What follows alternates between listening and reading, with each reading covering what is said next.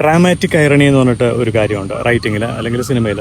നമ്മൾ ക്യാരക്ടറിന് കാര്യങ്ങൾ അറിയില്ല, പക്ഷേ ആസ് എ ഓഡിയൻസ് അല്ലെങ്കിൽ റീഡർ, ഫിക്ഷൻ റീഡർ ആണെങ്കിൽ നമുക്ക് കാര്യങ്ങൾ അറിയാൻ പറ്റും. അപ്പോൾ is going to do something wrong അല്ലെങ്കിൽ is going to do good, but നമുക്കത് നമുക്കറിയാം, പക്ഷേ ആ ക്യാരക്ടറിന് അറിയില്ല. അതുപോലെ ഹ്യൂമറിലും അത് യൂസ് ചെയ്യാറുണ്ട്.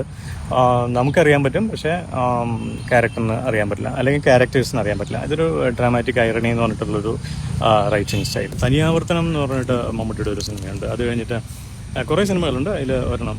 പിന്നെ കിരീടത്തിൽ നമുക്കറിയാം സേതുമാധവൻ ഗോയിങ് ടു ഹാപ്പൻ, സേതുമാധവൻ്റെ കാര്യങ്ങൾ സംഭവിക്കാൻ പോകുന്നുണ്ടെന്നറിയാം, പക്ഷേ ക്യാരക്ടർ അത് ഇതാക്കുന്നില്ല. പക്ഷേ നമുക്കതിൻ്റെ സംഭവിക്കാൻ പോകുന്നതിൻ്റെ കാര്യങ്ങളൊക്കെ നമുക്ക് മനസ്സിലാകുന്നുണ്ട്. അതേപോലെ തനിയാവർത്തനം, അതേപോലെ മണിച്ചിത്രത്താഴം അങ്ങനെ തന്നെയാണ്. പിന്നെ ദൃശ്യത്തിലെ കുറച്ച് കാര്യങ്ങൾ, ഇതെല്ലാം മലയാളത്തിലെ ഒരു ഡ്രാമാറ്റിക് ഐറണി വിഭാഗത്തിൽപ്പെടുത്താൻ പറ്റുന്ന സിനിമകളാണ്.